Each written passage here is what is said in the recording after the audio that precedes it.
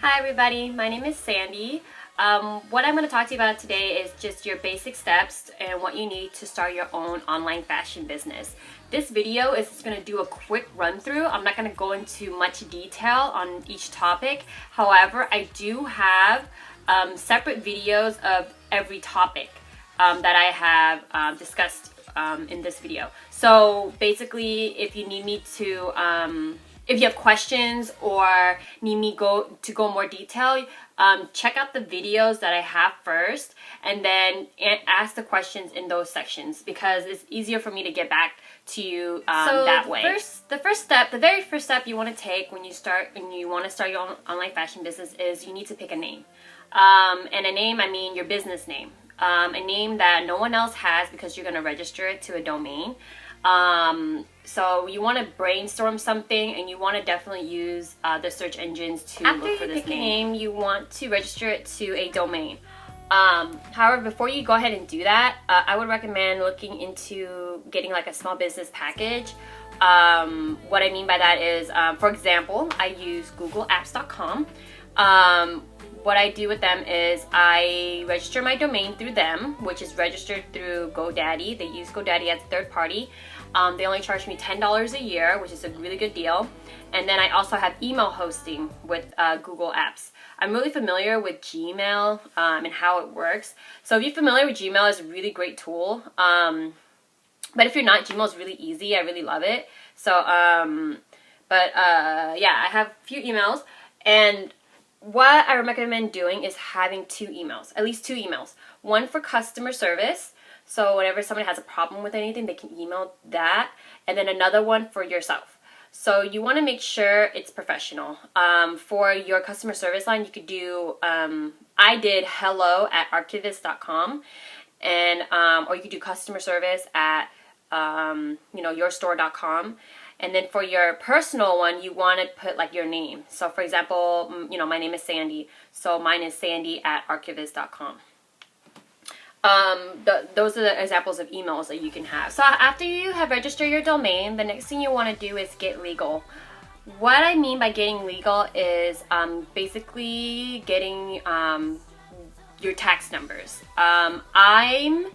I'm operating in the United States, in California, so I can only speak on what you need in California. If you're from another state, I would definitely recommend, looking up to see what exactly you need. I know for sure everybody in the United States needs a federal ID tax number. That's a given. But in California, you also need a state tax ID number and also a seller's permit in order to sell anything. So, I didn't really know how to do any of that, so I enlisted a service. I used LegalZoom.com.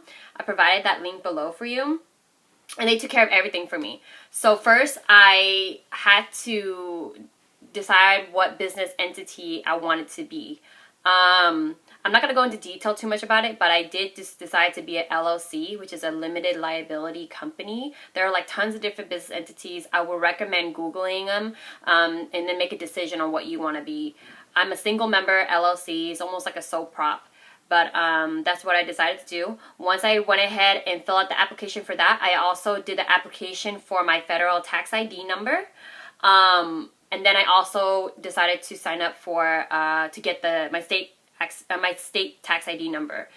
It's a certain order you have to go with things. So you have to get your business entity down, and then you have to get your federal tax ID number, and then your state tax, and then your seller's permit. If you live in California, you have to have a seller's permit in order to sell. So I just did the whole package with LegalZoom. They took care of everything for me. I think it cost like about $600 and something. What was great about LegalZoom is they allowed me to make payments. I didn't have that much capital starting out. I was working full time and I wanted to start an online business. So every month I just made payments on it, which was really nice. So it really helped me out and it helped me just, get the ball rolling for it. That whole process takes about like 2 to 3 months, depending if there's no delay or anything like that. So that's what I would recommend doing. And then while that's getting done, then you can start working on getting your shipping supplies, which is what I'm going to talk about next. So now you want to get your shipping supplies. I'm not going to go too much into detail because it's a lot of information. If you want more information about shipping supplies, definitely check my other video that I just talk strictly about shipping supplies and shipping costs and what services to use.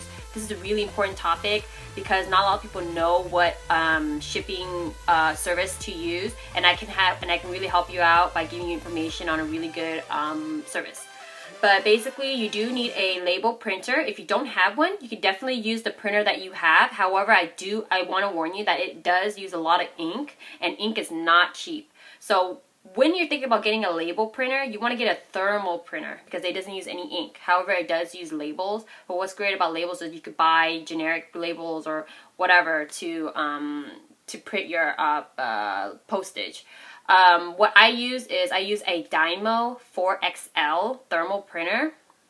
I bought it on Amazon. I provided that link below for you, and I bought it used, so it was like about $350, I want to say. And then I also bought like 6 rolls of like a generic roll that can be used for it, and it was like $36, I think, for the 6 rolls, which isn't bad. It comes with like 100 or 200. I'm sorry, you have to forgive me. I don't really remember, but it lasts me a long time, so it's a really good tool to have.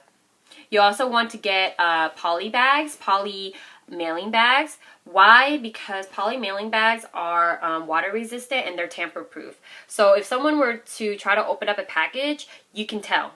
So it's not gonna, it's not gonna happen if they do that. And you never know when you ship stuff overseas, it might rain or whatever. So you want to make sure that your packages are waterproof.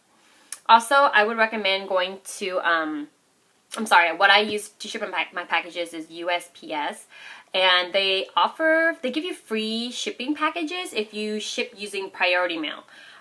So I would recommend going to USPS.com and getting some shipping supplies. It's completely free. However, if you're going to ship in those packages, in those supplies, you have to ship priority mail, which is a little bit more expensive than first class mail.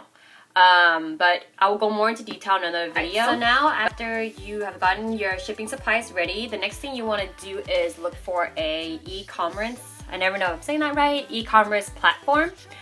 What I personally use is Shopify.com. I provided that link below for you. They do offer a 14-day free trial period, and then they will charge you after that. And the rates are like $29 a month, up and up. And what I love about Shopify, they make everything really easy. You can use discount codes, gift cards, calculate shipping. I can't say more enough. It's really easy. They have templates. I love them.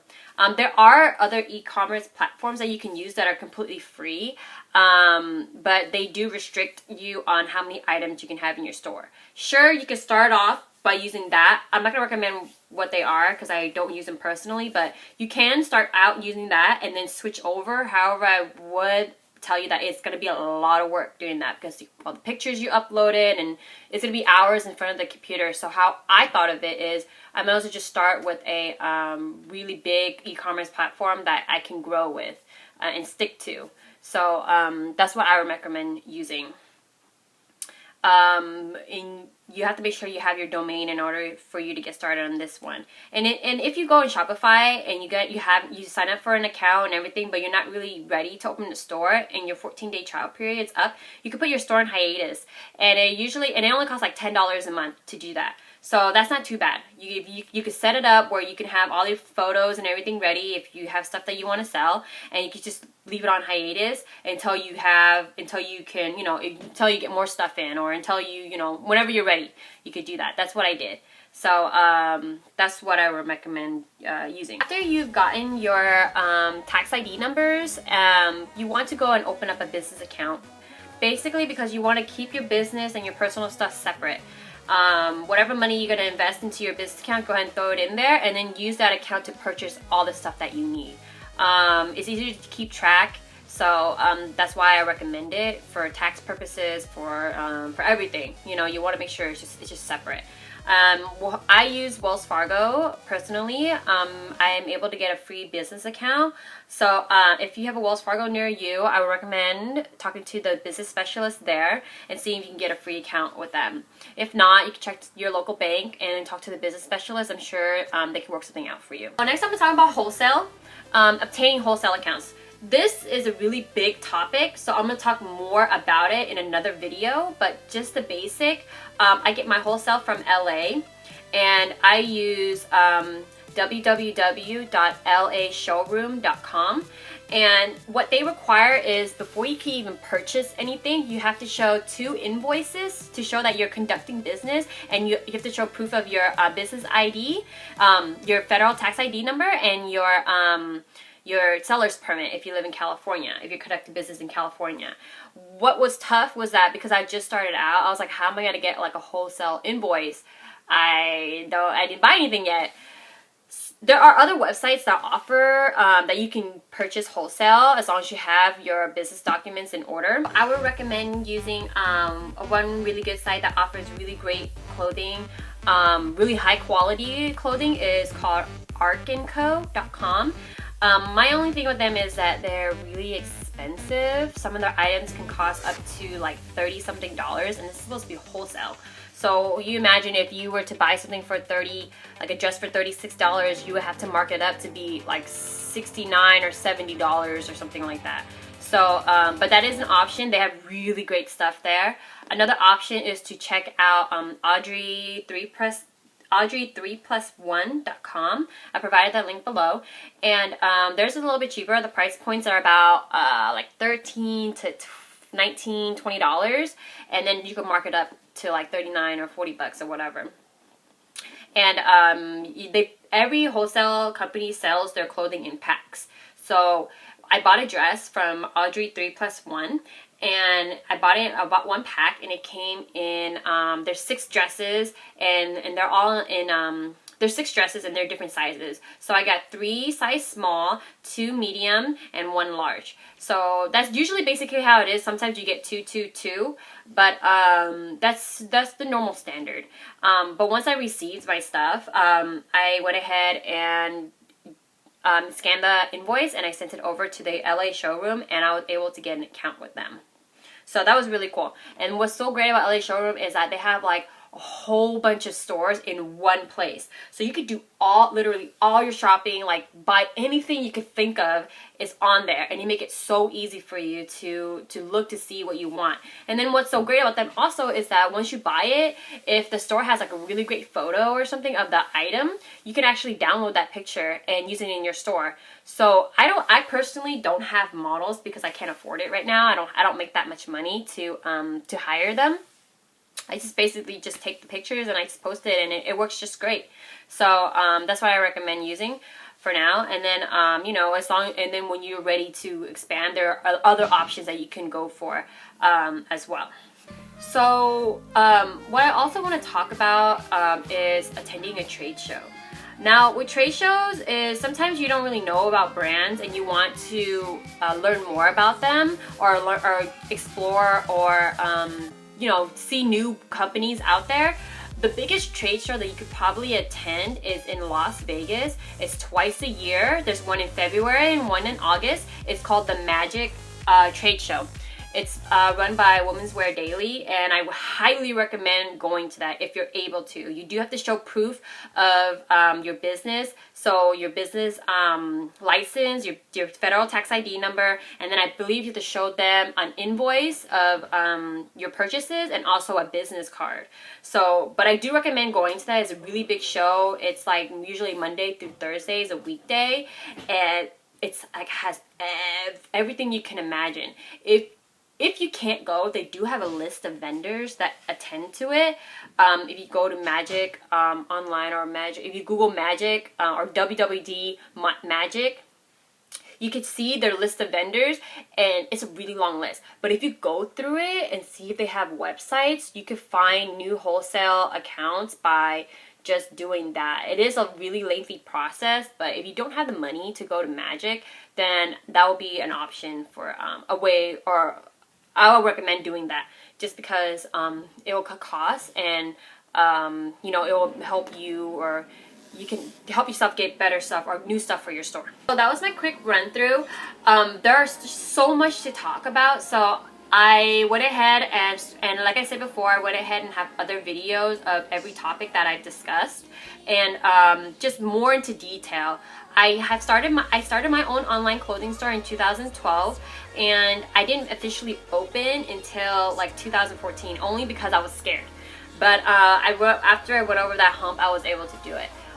More about myself is I'm 26 years old, so I started my business when I was 24, and you know, everything's going really great. I don't sell like like a lot of stuff. I started the business with barely no capital, like less than $5,000. So, but I mean, it's a dream that I have, and I do plan, or I do hope that it does really well, and I do, you know, I don't plan on stopping. You know, what I do is I look at people for inspiration.